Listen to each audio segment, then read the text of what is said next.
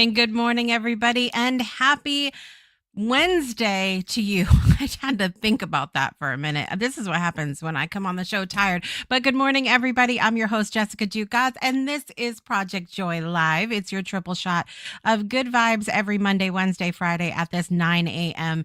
Eastern Time hour. Coming up later in the show, my fabulous co-host Olivia Ambani is here coming to us live from Kenya. And we are going to talk about why connecting with nature changes everything in our lives. We're going to discuss how immersing ourselves in the outdoors can regulate our nervous system, spark creativity, and restore our feelings of joy. So, really excited to talk about that coming up here in a few moments. But first, let me know where you're joining from and what is bringing you joy today down in the comments if you're live or on the replay. I have a lot of joy this morning in that even though I have a fairly busy schedule on Wednesdays, I also I've worked so hard to really work in spaces of things like connecting with nature and rest and sleep and hydrating and all of these things that are important in our lives, because I am coming off of sometimes lately very late evenings. And we've talked about this before. I am a morning person, not a night person. And so it is hard for me to come on the next morning when I have to stay up late, which leads me to the fact that we have a breaking news segment today. So let's get to that before we jump into all the yummy stuff. Here we go.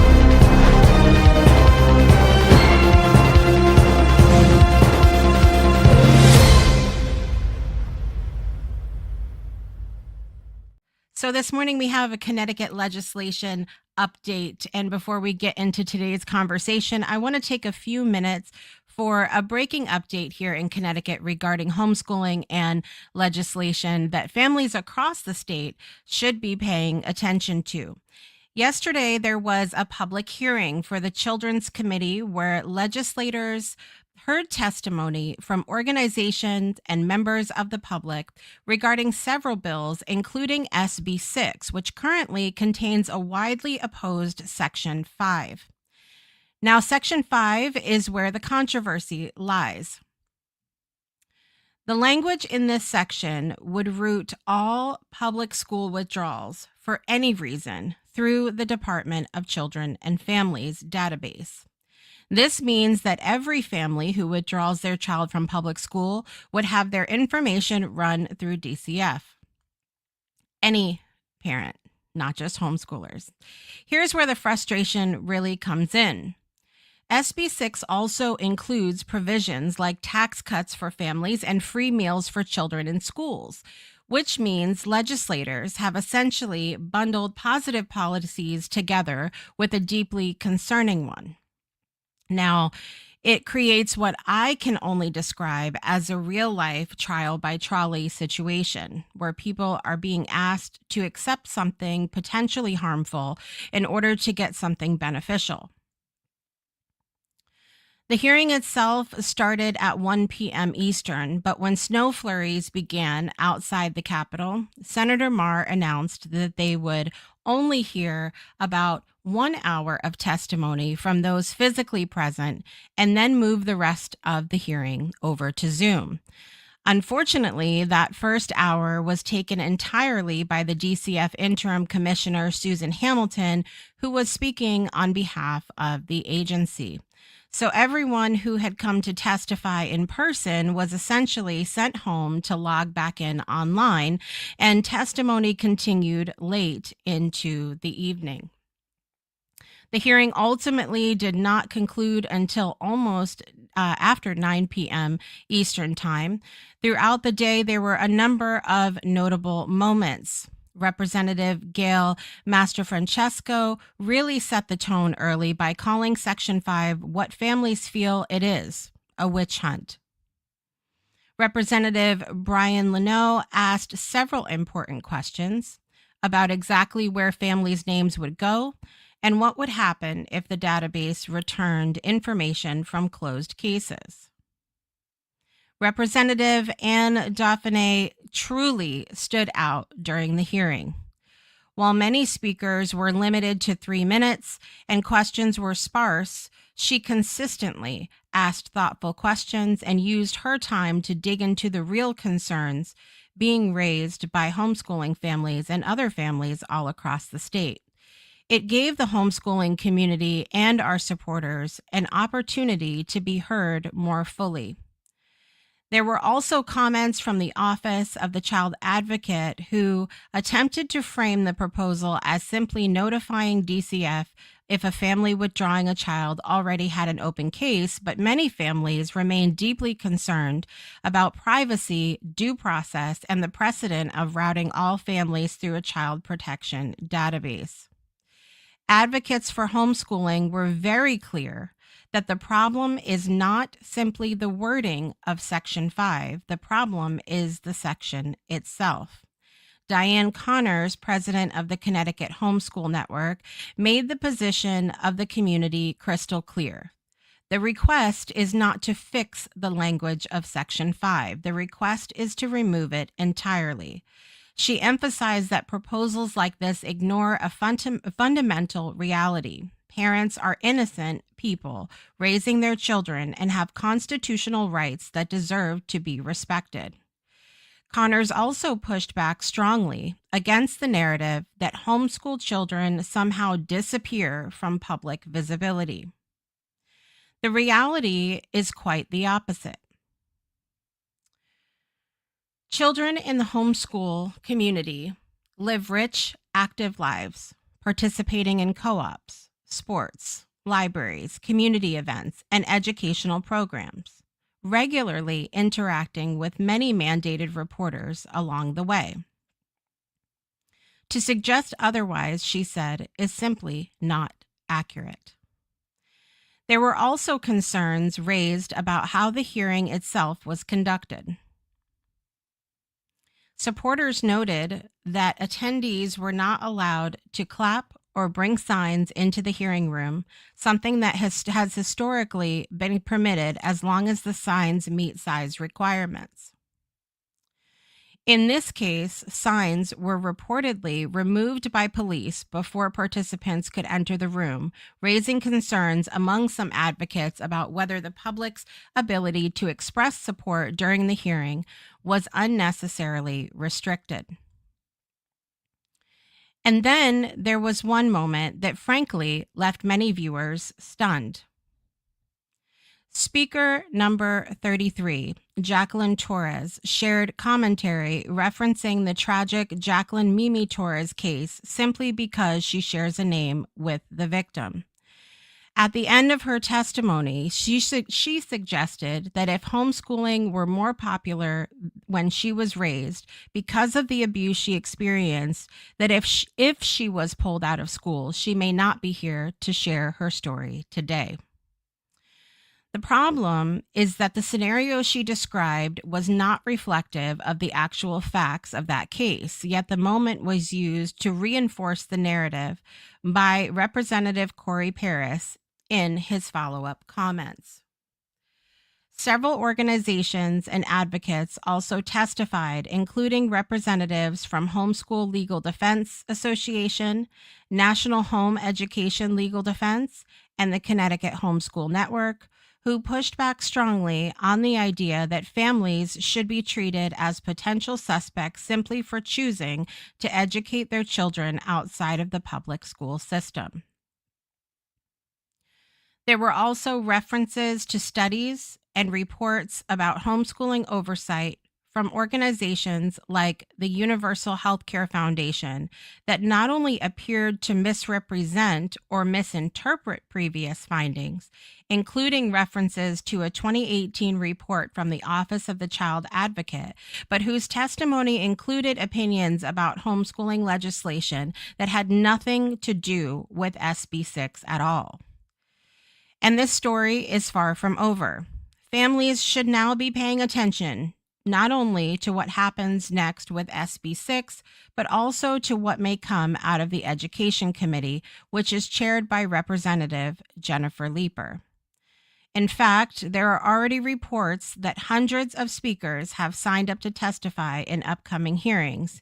And if those hearings are cut off early, it could raise additional concerns about whether the public is being given adequate opportunity to be heard. So stay tuned to press conferences, committee meetings, and announcements that may come out, especially today. Because at the end of the day, this conversation isn't about avoiding accountability. This conversation is about making sure that policy decisions protect children without violating the rights, privacy, and dignity of families who are doing the right thing for their children. So if you are a Connecticut family, homeschooling, or otherwise, now is the time to stay aware and informed and stay engaged. We'll continue following this story closely here on Project Joy Live, and we'll be right back after this with Olivia Ambani. Breakthroughs are about more than you might think. They're about discovering who you are, digging deep, reaching to the core of your soul.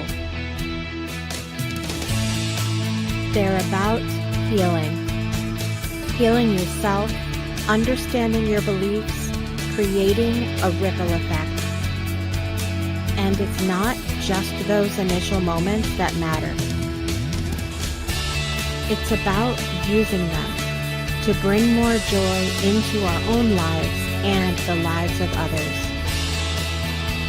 It's about having fun, letting loose, enjoying every moment life has to offer. It's about finding a safe space. It's about creating connection.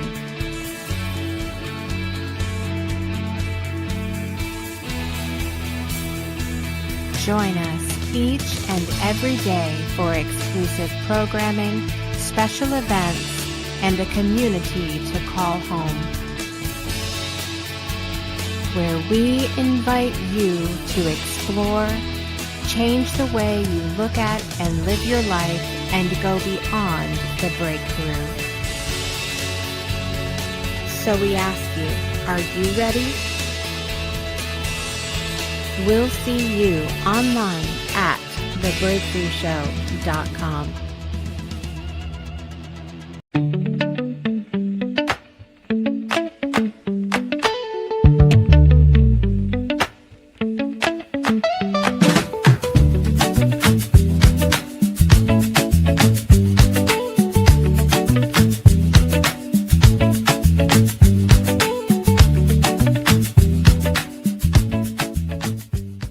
That's the bit of sunshine I needed right there. Good morning, Olivia.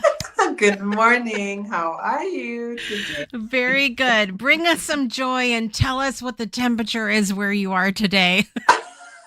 I wish I had great news. We're entering our rainy, cold season. In fact, there's like a storm. Well, not storm, but yeah, it's about to rain quite heavily. But it is not so bad. It's still like, 16 and 15, which would be probably considered summer for you guys. But yeah, probably much warmer than what we've been dealing with here, and still having, we had a blizzard here last week, and we really haven't had. I have not seen that much snow or wind, which is what the blizzard is, the wind that comes with the snow, right? I have not seen that since I was a very, very young child, and so it was quite the experience, and so I feel like perhaps maybe all the times that I was saying I really miss the snow, I'm being paid back for that. Right double quotes, right? They're like, give you a minute. Yeah, I'm sorry, everybody. I'm sorry I complained for so long. I'll take responsibility. It's fine. So what is bringing you joy this morning, Olivia? Community, family is bringing me a lot of joy. And also I had this amazing, refreshing time in the nature, which we're going to talk about last week. And I want to go back. I want a farm. I want a piece of land in the country. I'm sold. I was born in the countryside, so I think that Mm, part of me is always like, I miss the country. I miss the farms. yeah. Yeah. I Yeah, but the never, fact that I have access to that, I'm very yeah. grateful. Our country's Kenya is very beautiful. It's got, yes, the cities, but it also has such beautiful nature. So I'm really grateful for that. That's bringing me joy. Yeah. I love that. I love that. Mm. It's funny because I grew up in sort of not a big city, but more, I mean, suburbs kind of city life. Definitely not rural by any means. And then I spent some time in a really rural area, and I don't think I would go back to that. I live in completely in city now, and I don't particularly love this either. I need like some sort of In happy, between. yes, something where I could have a bit of nature, but not be so far out that I'm completely disconnected from everybody, you know? Yeah, and I think in Kenya there's some really nice cities that have that. So like Kitale, Eldoret, Nakuru, even Mombasa, which is a coastal town, you Mm, can have that where you have like nature, but you also like a bit of the city. There's also parts in the capital city, depending on where you live, that you can kind of enjoy a bit of that. So yeah, I think it's possible depending on where you live. So yeah. come to Kenya, Um, Jessica. is that, I was gonna That's say, what is I'm that just my saying. invite to Kenya? That is what I'm. That's what I was trying to hint. But yeah. Love it. I want to say a quick hello to Ollie's here this morning. Margine is here today. Sang is singing us Zippity Doo Dah. Love that song. Yay! Love that. Thank you. Good to see you sang. And Margine said, "You are literally an angel, Aw, thank Olivia." There you. it is. Yeah, so I let's do quickly our sounds of joy. What sounds are bringing you joy this week before we get into our topic? I'm gonna tie it a bit to a topic because it's still what's in my mind is Yeah. like I was in this space last week and it was just like the sounds of nature. You could hear like a cow mooing, chickens, but in the distance, and then the wind blowing, and then there was just also stillness and silence.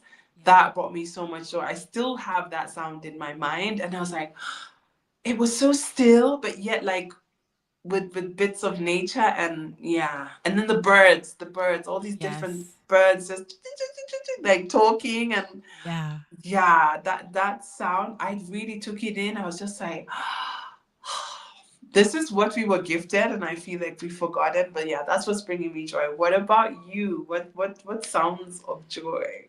I am playing right into it with you today because so I have I've been invited a couple of times to teach a class about building virtual spaces on Saturdays. And Mm. I've shared with you guys that we changed platform. We had the creator of the platform, Claudio, on the show on Monday. And so I have been invited to be teaching some of the classes for him on Saturday. And I really enjoy it because my goal is always to figure out like how can we make our virtual experience close to what we experience in in real life, because some of us, like, we're just connected between so many miles, and I want to have that experience together. Anyway, how does this tie in? I am making our class that I'm teaching on this Saturday is about a little bumblebee. I made up this character called Oh. Busy Bonnie Bumblebee, and she's busy. She has so many flowers she has to pollinate. She doesn't know which one to do first, and she's stressed out, right? So this is the story. But in creating that, I had to go find some assets to go with the story. So I had to go looking for little bird sounds and little bee sounds and like the Oh. wind and all. And so I'm literally spent hours sorting through all of these audio files to go like, what is the best fit? And I just had so fun. Like you were saying, the conversations that birds have, like I ended up I'm listening to all of these birds and bees and bugs and everything, the sounds interacting, and I'm like, what are they saying? This is really interesting. So I just had so much fun going through all of the sounds and really listening to not only what would be a good fit for what I was looking for, but almost, sitting there and just enjoying the music that is being created by nature. So I loved that. And it tied in with what we were going to Yay. talk about today. So Yes, that sounds so much fun. Like having the sounds. I'm sure your class is gonna have so much fun. I Like hope with so. the I hope bee. so. I'm excited. The little bee is so cute. I can't wait for everybody Oh. to see it. So you got to go away and have a nice little time of respite, in nature. Tell us about what led to that trip and how it was for you, the experience. Yeah, so actually the trip was quite short, and I didn't actually think I'd have much time to be in nature because needed to sort out some family business stuff. So I Yeah. went to a town or a city outside Nairobi. It's Eldoret. And Eldoret is known for having a lot of like long distance runners are from Mm. there. So it's known as the city of champions. So a lot of like the long distance runners that you guys see in the Olympics, Mm. world championships, that tends to be their city. And then there is what is known as the Mecca, or the place that every long distance runner wants to be, and that's Mm. called Iten. So when I was in Eldoret, I was like, oh, I want to go to Iten. I've always wanted to go to Iten, which is now another town, just like maybe 40 minutes outside Eldoret. But I was like, we won't have enough time. We're only here for 2 days. So I was with my cousin. And then I called a friend of mine and I was like, hey, I'm in town. Like, so do you want to meet up? And they were like, okay, cool. So she came, we met up, and then she was like, oh, we should go to this other place. And I think it was called Curio. And I was like, okay, cool, that's nice. And then, like, as we're about to start heading there, she's like, oh, yeah, do you know Iten? I'm like, do I know Iten? I do. She's like, well, that's where that is. I'm like, get out of here. This is like a childhood dream, because I thought actually when I was younger that I'd be a long distance runner or more middle distance. I wanted to be like a 1500-meter runner. And for like a few years, I lived in Eldoret. And so I got to like be in the space. And so when my friend now was like, hey, we're going to Iten, it was like, oh, this is crazy. I'm going to get to go to this beautiful space. And Iten basically is just like, not small, but it's a town, country town, and the altitude there is crazy. So that's why athletes love it. It's very fresh air. The altitude is about, I think maybe 2,900 above. Wow. Yeah, so it's great for like training in high altitude. And then the air is so fresh, like because there's not like, yes, there's houses and everything, but it's like the way a country town would be, like, very fresh. The roads are also, there's good roads, but there's also like gravel, so your feet don't get hurt when you're training on that for a long time. So yeah, we Can ended I up share a going. couple of the pictures while you're talking from your Instagram, because Yes, it's so good? Okay, go ahead. yes. So yeah, so on this particular day when I called my friend, she's like, yeah, let's just drive down to there. And I'm like, I can't believe this is actually happening. Yeah, so that was one of the spots we ended up going to, and it was just breathtaking. Like, this space was just, and one of the highlights for me was we got to go onto a track, where like a lot of the elite athletes run, and we Mm. just went to the gate and we're like, hey, can we check this place out? And they're like, yeah. But this particular Wow. place you're showing was now the place my friend was saying, and the view is ridiculous. And then because it's really quiet, you just hear like miles and miles away a goat or a cow, and you can hear birds, and you can hear like just nature. And so Mm. when we were there, we spent a couple of hours there, and I was just, it's like my body resets, literally. Like, I felt like my blood pressure was coming down, and I was just relaxed, and I was breathing in the air. I didn't feel the urge to be on my phone. Like, even taking pictures, I did a bit in the beginning, but I was like, no, I just want to take this moment in. And I was thinking to myself, this is what we all need, honestly, Yes. because we were born to connect with nature, but I feel like the lives we have now, it's the opposite. It's like you're in a building, Maybe you'll have a window, maybe you won't. Or even if you have a window, you're on your phone or you're on your computer. Or, yeah, when was the last time you actually got to breathe in air that wasn't with like pollution or a car or smog or whatever? Yeah, so being there was so healing. And I was like, I want to go back, not necessarily there for sure, but also just being more intentional about going to places where I can be still. And also the energy and the pace in those places is slower, just naturally. Like Mm. things move slower. So even when I was with my cousin in Eldoret, we were like, yeah, like it's so different from being in a capital city. You know, the capital city is like move, move, move. Yeah. So yeah, it was just so refreshing, and I could see in just a few hours how my body had relaxed, Mm. and just felt calmer. And so, yeah, I was like so grateful that I got that surprise trip to E10 and just being in that air, that space. Yeah, so that was my experience recently, and I'm so so grateful. Yeah. What about you, Jessica? Have you had one like that recently? Well, I mean, one of the reasons why I was so excited to move back to this area is because we're so close to the water, we're so close to the ocean, and going down to I will go down there in the coldest weather, like if I'm not feeling well, I go down there and I will just stand there and breathe for just a minute, even if it's hard to breathe Mm. because the air is so cold, whatever.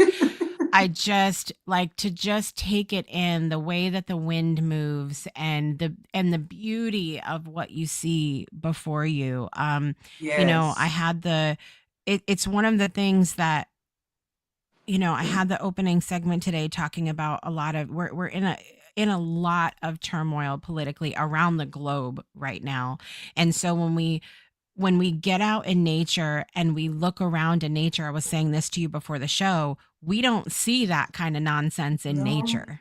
no, In no, we nature, don't. it's just this sort of effortless being existing. Yes. And Yeah. so to go and take that stuff, even though, I'm not happy with how things are going politically right now in our state, this is one of the most beautiful places I've ever been. And so to put that aside and go, okay, let me breathe this in, let me look at the beauty around me. It reminds me to ground back into what I know to be true, and to have that gratitude and appreciation when we might not be having a gratitude and appreciation for other things that are going on. And so I just appreciate that. I'm learning. I've always been very partial to this area, but I am learning to really appreciate other scenery as well.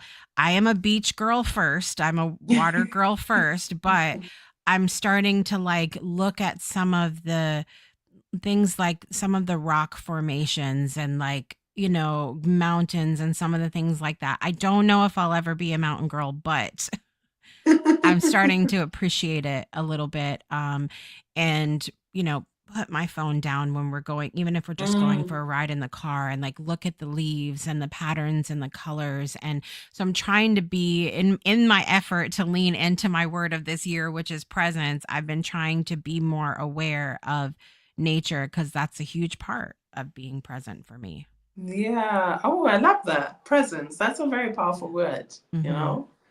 Yeah, and it's true. I really believe nature makes you present or reflective Mm. or just aware of certain things that you may not be aware of. And I think one of the things that I started to realize was how much I was holding my breath, or how long I've been holding my breath, Mm. right? Like, so when you're there, you actually have the capacity to breathe out, also because your body responds to its environment. So if the environment is tense, you will find your body will just breathe in or hold the breath, or you have sharper breath. But when you're somewhere that is like calmer, your body naturally will, the heart rate will just go down. Like it knows what to do depending on where it is. And so I think that's something that I'm realizing, that I need to put myself in more of those spaces where my body will naturally tell me I feel safe, I'm calm, I can relax, rather than having to continually tell myself you're safe, which is great, but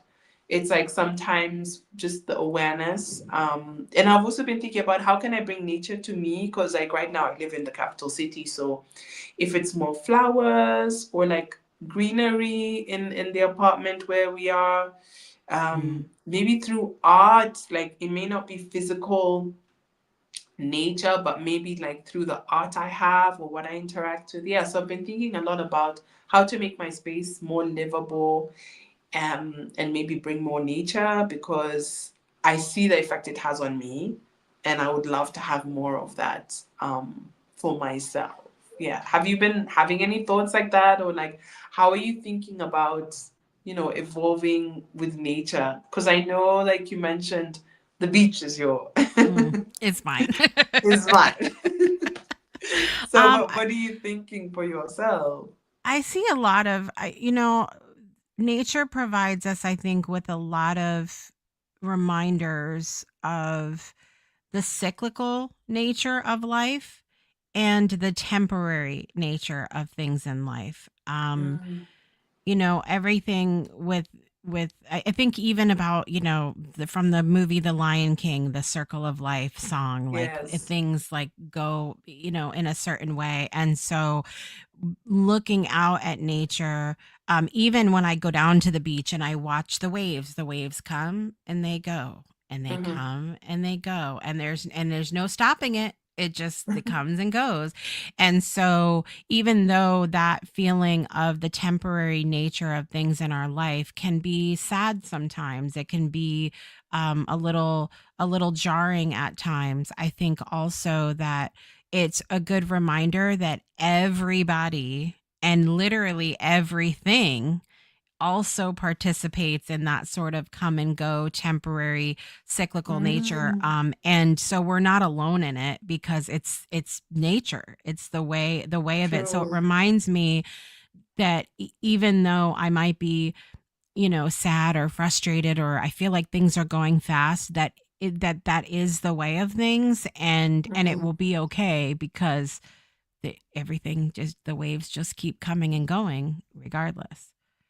That's true. Actually, nature does remind us that, like Mm. about cycles. I think also about acceptance, Yes. and yeah, and I think sometimes it is hard because things, I feel like, I don't know if it's the times or just because Mm. we're older, where things feel like they're moving fast. Yeah. Yeah. You It's a lot know. right now. It feels very Yeah, fast. It so feels very it's fast. so I think it's nice to be sometimes in a space that allows us to observe and connect. And I've been also thinking about it in terms of my art, in terms of my music, like Mm. how I can bring more nature to my music, because I Mm. love what nature does for me. So if it's maybe Right. performing outside or having visuals that connect me to nature, because I find that I'm centered. I create really well when I love performing when I'm outside. It's just, yeah, and so I've been thinking a lot about how I can bring that more into my practice. Well, Um, too, I was going to say this is that mhm. Nicola Vasquez, another amazing singer songwriter who has been on the show several times, she's not far from me, a couple hours over in New York area, but so she's close to the water as well, and she has this song called Lighthouse. And one of the things I was expressing to her when she was on the show is that even the nature of, the dynamics of how she sings that songs, it's this sort of, it just sort of Mm, reminds you of that, like yeah, the waves the coming and going. water. And so I think it's so beautiful that as a singer, as a songwriter, you have the ability to like give the impression of what's happening in nature. And so I think it would be fun to have like you should do a whole album that is like nature inspired, and like everything just sort of has that vibe. Maybe one of them's like water. Maybe one of them are little crickets or Ooh, something. I don't I know. Maybe love one of that. them you're roaring like a lion. I don't know, but it sounds good. No, I love that, and I think like it's giving me lots of ideas, because the song that I'm planning on releasing soon actually touches on nature, like as a metaphor for um different things. And so I think it will be fun to do more songs like that and see how to like, connect them and put them together. Yeah. Yeah, absolutely. Yeah. Sang is giving us some Winnie the Pooh quotes in the comments, including a good walk, a good friend, and a little sunshine can fix a lot from Winnie the Pooh. That. Um, Yes, that a good walk. yes. And she says sometimes peace looks like trees, quiet, and nowhere else to be. Hmm. That is so true. Love it. Very I true love it. words. Winnie the Pooh. Yes. Oh, here we go. More. Nature does not rush, and neither should we. Oh, There's a mic yes. drop moment from Pooh Bear. But But I love. Go ahead. isn't it something that you can sometimes struggle with your environment is telling you need to keep up with things, you need to hustle. Yeah. So we're gonna sleep in the middle of the road, or we're just gonna like there's no rush. Yes. Yes. I remind myself to just to appreciate also that the other thing about nature is appreciating that it has seasons, and so it reminds Mhm. me that not everything, you know I don't need to be on all the time. I can just do something without a reason as well, Mhm. like to For just I play. think when I was growing up and would go to the beach, we were going because there was an event or a concert, or we were going on a field trip or something like that. And one of the things I've really tried to do since coming home is just go down there for no reason. Like Mm. just go and appreciate it. And I think that's important too. That last quote, like nowhere else to be, just go. Mm. Mm. Oh, It's true, and I think that's it. Like, we need more of that, where it doesn't have to be a mission, doesn't have to be a task, it doesn't have to be some big yeah, like epiphany or something. Sometimes you just need to go, just be playful, explore, be curious. yeah, Um, and I think that opens us up to so much. And I think I'm grateful for my upbringing because we were encouraged to do that. Like we used to always have mm, nature walks in the morning. Being part of nature was normal for us. And so I think that's something that, in terms of values, that I love passing down to my nieces, my nephews, and hopefully future children is that, like, nature is your friend. Go and play yeah, outside. Like, enjoy it, take it in, learn how to navigate it, learn how to live with it. And I think it's a skill that is so important and will help us survive and live in better harmony in general. yeah, So I really hope that more people remember to go back. And that also, I think it's important that nature doesn't equal poverty, because I feel mm, like there is such a big push, like I'll say from where I am, like I feel sad when we have so many buildings now. It's just too much. Like the trees are being cut down. Some of like in Nairobi we have a lot of beautiful jacaranda trees, which they mm-hmm. have these purple flowers and they bloom in October. Aw, Such beautiful. And they form arches. So there's certain roads where they used to be arched, and quite a number of the roads they've cut down, so we no longer get the purple carpet. We used to get a purple carpet every October because they would flower and like just drop down purple flowers. And I think for our continent, we have been fed this narrative that, and maybe other continents do, that the more buildings you have, or the right, more maybe what's considered Western, the more developed you are. But I'm like, do you understand how rich nature is? Do you understand like how powerful it is for us to respect our nature and what we have? And so I think like the more we explore and go out there, the more we appreciate it, the more we'll want to protect it, or more like live in harmony with it. And we'll see wealth in a different way. It's not just about buildings and the biggest highway and industrialization, it's also right. about nature and how we can preserve it and live in harmony with it. Yeah. Right. And going along with that also is sort of this notion that people who I mean, I can only speak for how it is here. A lot of times there's a notion that people that live in the country are, maybe less educated, maybe they're not wealthy, Mm. maybe they're not, there's Yeah. these things that you sort of see that I think are just silly. They're just silly. I don't know what else to say it. And then Ollie shared, you cannot gather fruits from buildings. No, you cannot. So there's that. But it Yeah. reminds me, there's a movie. Have you ever seen the movie Green Card? I think it came out in the 80s. But it has No. Gerard Depardieu, and he plays somebody who there's a woman that agrees to pretend to be his wife so that he's able to get a green card to come in the United States. But anyway, there's this whole scene where he reads this poem in French about the children and the trees, and don't cut down the trees because then the children have nowhere to play. And like it was just this very moving and sad moment. But as soon as Ollie started talking about gathering fruits from buildings, that's what my brain went to. It's like when you take away the trees and the nature, we're losing so much for not just for everybody, but especially the children, because that's Yes. what they grow up to know. And I think about that too, in terms of like how much children are on, the internet and their devices and all these things now. When we were little, it was go outside and don't come in till the lights come on. Yes, and we were playing, and we would make up games. There's a game actually that we love playing here. It's called Kati. Mm. It basically means middle. And so you have a ball, a tennis ball if you have one. If not, we used to make one out of socks. So we'd wrap socks and like plastic bags. And basically you have people in the middle and then people on both sides. And we try and like, maybe it's like dodgeball a bit, but not exactly. And so you're trying to like get the people out by knocking them with the ball. And like that you played outside and preferably on grass, because then if you fell or if you're dodging, like you were Yeah. safer.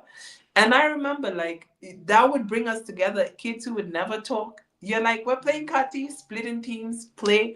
And it was just an instant connector because you're outside, So I've seen like some kids where we stay, like they do love playing outside, but like again, they don't account for nature and children in apartment blocks. It's just all concrete. The grass is only maybe where like the clothesline or whatever is here. But where do kids play? They don't have anywhere to play outside, And we need that. Even parks, I was saying, like, if I could afford it, I would actually buy a piece of land and make it a park. Like, you can come and sit in the grass and stuff. People are building apartment blocks. I'm like, I think you can make way more money with a park. Like, you just charge people a little bit to come and enjoy. Yes. Like, I'm serious. People want that. Yes. Even so, in order to go into our parks in the state of Connecticut, there's a fee.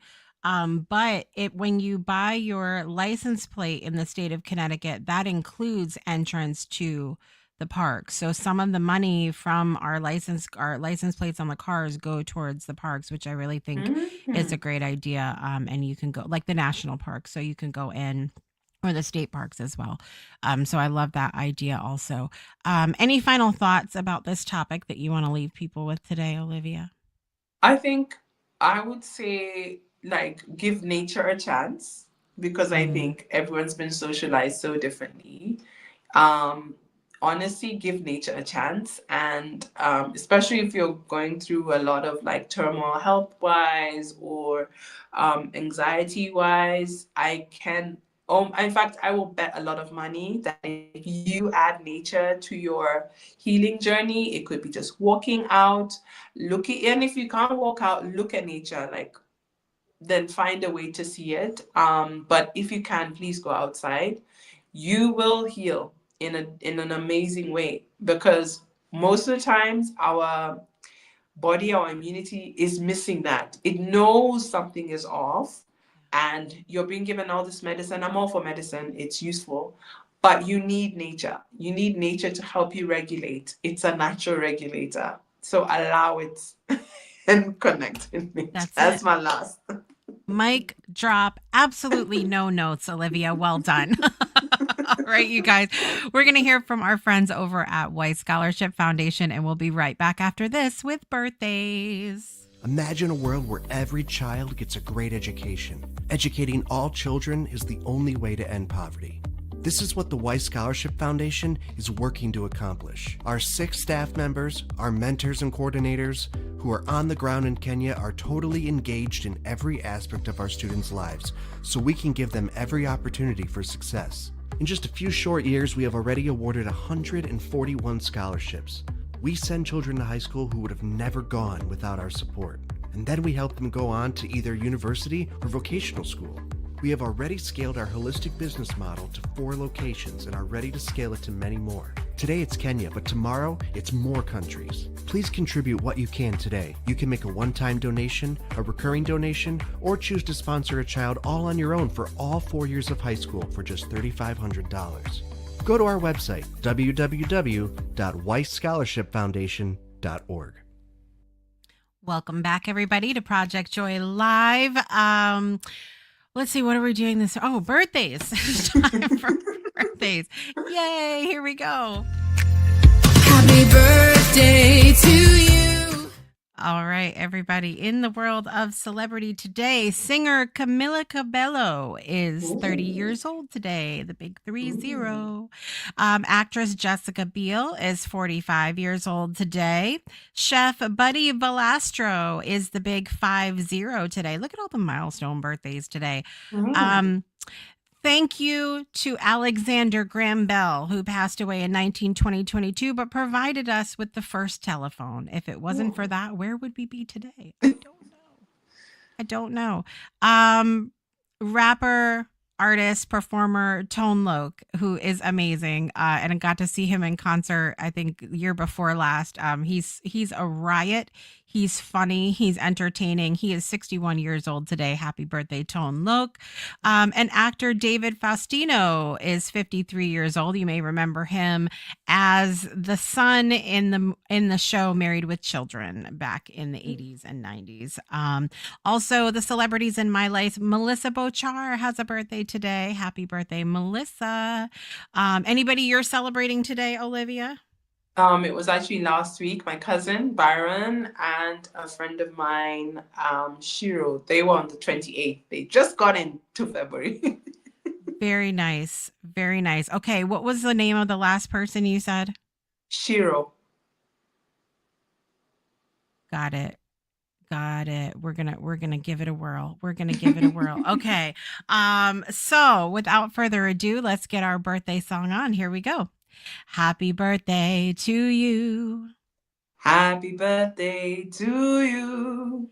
Happy birthday, dear Camilla, Jessica, Buddy, Alexander, Tone, David, Melissa, Byron, and Shiro. Happy birthday to you.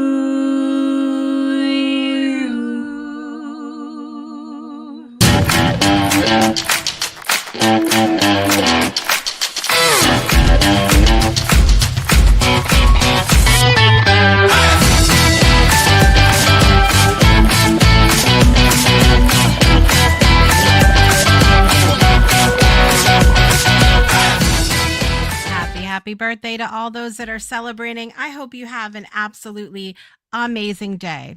Now, before we close out the show, we have something else to celebrate today, because coming up in just a little while, our friend, our breakthrough alum, he's so many things here.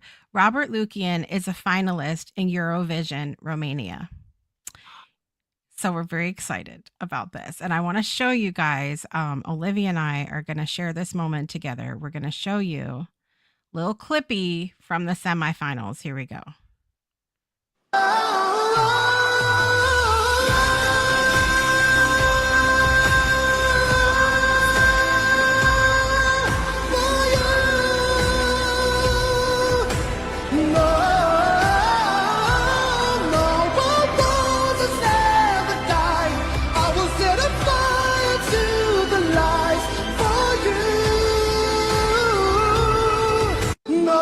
There it is, is, everybody. All right. So listen, we got to send all the good vibes to Robert today for his song Fire to the Lies.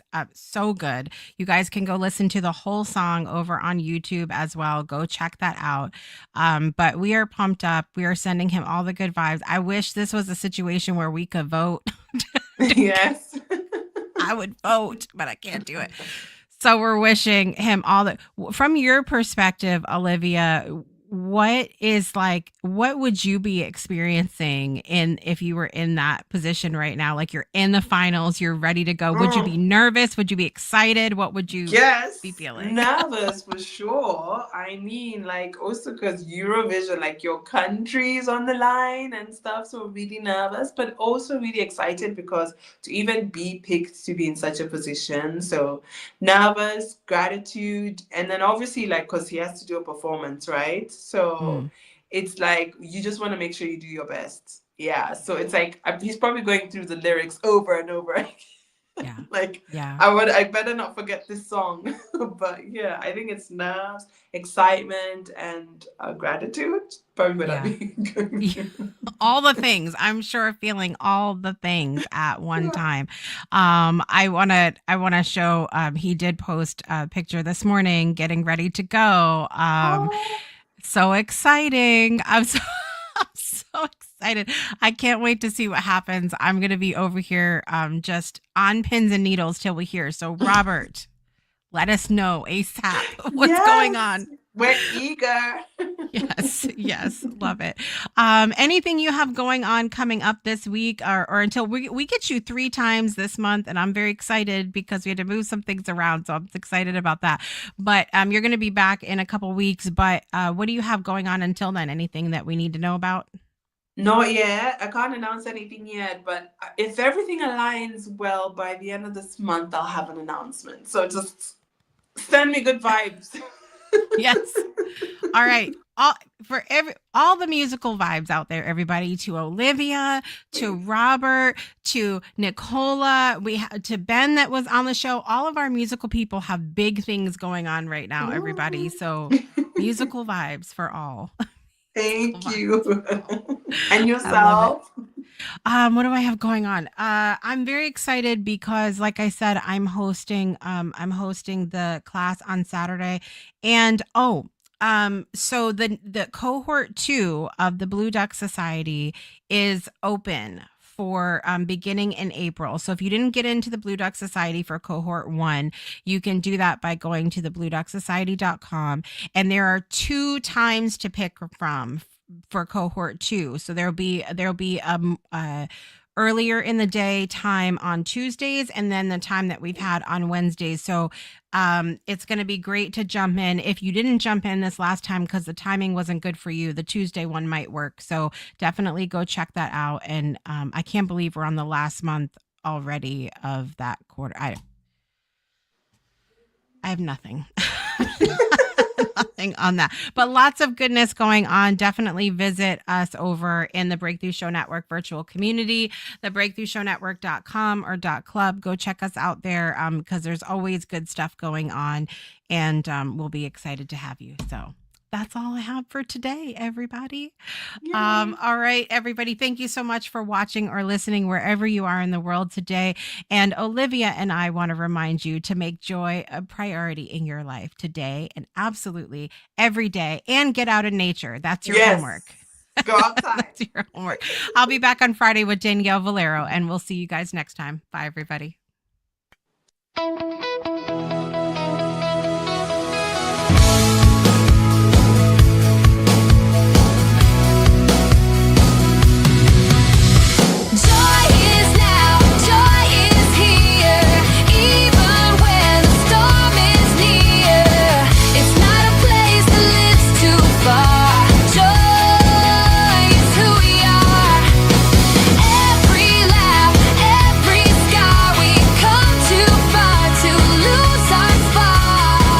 It's not